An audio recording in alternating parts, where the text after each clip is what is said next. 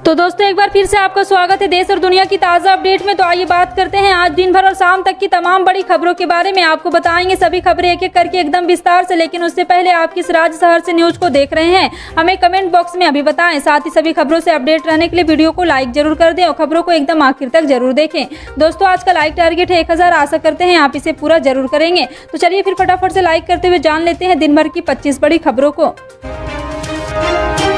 मुंडे के हाथ लगी निराशा, भाजपा ने नहीं बनाया एमएलसी उम्मीदवार, बहन प्रीतम को भी लगा था झटका। पूरी जानकारी आपको विस्तार से देंगे, वीडियो को अंत तक जरूर देखें।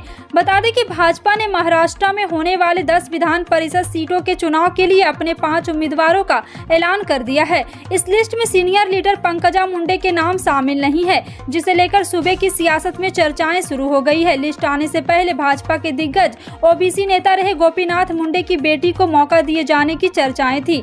महाराष्ट्र में 20 जून को विधान परिषद चुनाव होने वाले हैं। भाजपा की ओर से जारी की गई लिस्ट में विधान परिषद में नेता विपक्ष यशवंत डारेकर, पूर्व मंत्री रामशंकर शिंदे, श्रीकांत भारतीय, उमा गिरीश खापरे और प्रसाद मिनेश लाट शामिल है। उमा गिरीश तो महाराष्ट्र में भाजपा के महिला मोर्चे का अध्यक्ष भी है। पंकजा मुंडे ने विधान परिषद के लिए मौका दिए जाने से सवाल पर पिछले दिनों टिप्पणी की थी कि मैं अवसरों का लाभ उठाने में यकीन रखती हूँ। उसके बाद ये सब कयास और तेज हो गई थी कि क्या पंकजा मुंडे को विधान परिषद के लिए मौका मिल सकता है। ऐसे में पंकजा मुंडे का भाजपा की लिस्ट में शामिल न होना भले चौंकाने वाली बात नहीं है, लेकिन राज्य के सियासी समीकरणों पर इसका असर जरूर देखने को मिल सकता है।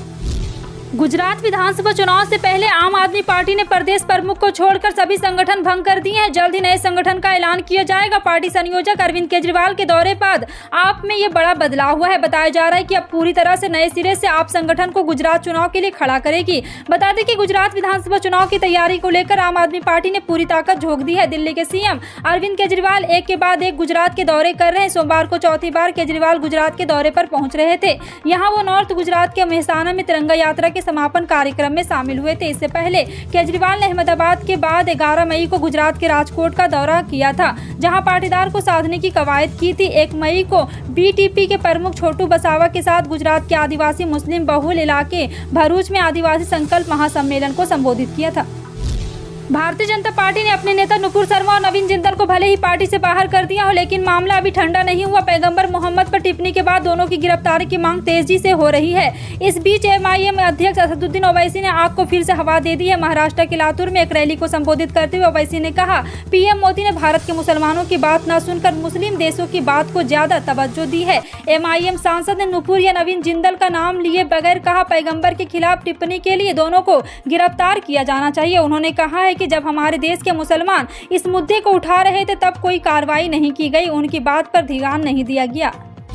आप दिल्ली में रहते हैं, लेकिन आपका नाम मध्य प्रदेश की राजधानी भोपाल की वोटिंग लिस्ट में और वहां विधानसभा चुनाव होने हैं, तो क्या आप दिल्ली में बैठे बैठे वोट डाल सकते हैं? अभी इसका जवाब नहीं है, लेकिन हो सकता है कि अगले साल तक ऐसा हो जाए। दरअसल चुनाव आयोग दूसरे राज्यों में रह रहे प्रवासी वोटर्स के लिए रिमोट वोटिंग की संभावनाएं तलाश रहा है। ऐसा इसलिए क्योंकि दूसरे राज्यों में रह रहे प्रवासी वोटर चुनाव में वोट डाल नहीं पाते हैं और वोटिंग से वंचित रह जाते हैं।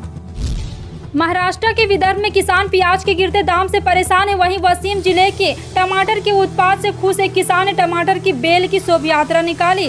देपुल गांव के किसान ऋषिकेश गंगावने ने अपने 1.5 एकड़ खेत में टमाटर की फसल फरवरी माह में बोई थी। फसल काफी अच्छी हुई। इस दौरान टमाटर के दाम में अचानक उछाल आ गया। वसीम में टमाटर 90 से 100 रुपये किलो बिकने लगा। किसान ऋषिकेश ने बताया कि वो पिछले 2 सालों से टमाटर की फसल बोते हैं, लेकिन पिछले साल ज्यादा बारिश होने की वजह से उन्हें काफी नुकसान उठाना पड़ा था, लेकिन इस बार टमाटर की फसल अच्छी हुई और दाम भी बढ़िया मिला। कोरोना के मामले फिर एक बार बढ़ने लगे हैं। पिछले 24 घंटे में 5000 से ज्यादा कोरोना मरीज सामने आए। यह नंबर मंगलवार को मुकाबले 40.9% ज्यादा है। कोरोना की वजह से 7 और मरीज की मौत हो गई है। फिलहाल भारत के कोरोना के एक्टिव केस 28,857 है। पिछले 24 घंटे में 1881 एक्टिव केस बढ़ गए हैं।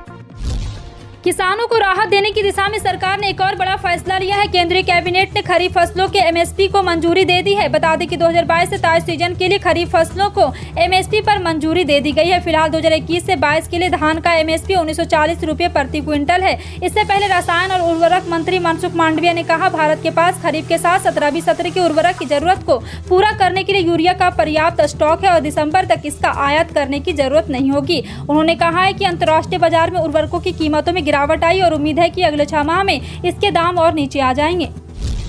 क्रिकेट के मैदान में विराट कोहली पिछले 2 सालों से कुछ खास नहीं कर पाए हैं, लेकिन सोशल मीडिया पर वो धमाल मचा रहे हैं। इंस्टाग्राम पर उनके 20 करोड़ फॉलोवर्स हो गए हैं। इतने फॉलोवर्स वाले वो भारत के पहले शख्स हैं। फॉलोवर्स के सभी खेलों का प्लेयर भी तीसरे और सबसे ज़्यादा फॉलो किए जाने वाले खिलाड़ी भी हैं। उनसे आगे केवल क्रिस्टियानो रोनाल्डो और लियोनेल मेसी है। फिलहाल आपका इन सभी खबरों पर क्या कहना है, कमेंट सेक्शन में टाइप करके जरूर बताएं। इसी तरह की पल पल की अपडेट जानने के लिए जुड़े रहें आप अपने हेडलाइंस न्यूज़ के साथ। मिलते हैं अगली बड़ी खबर में, तब तक के लिए जय हिंद।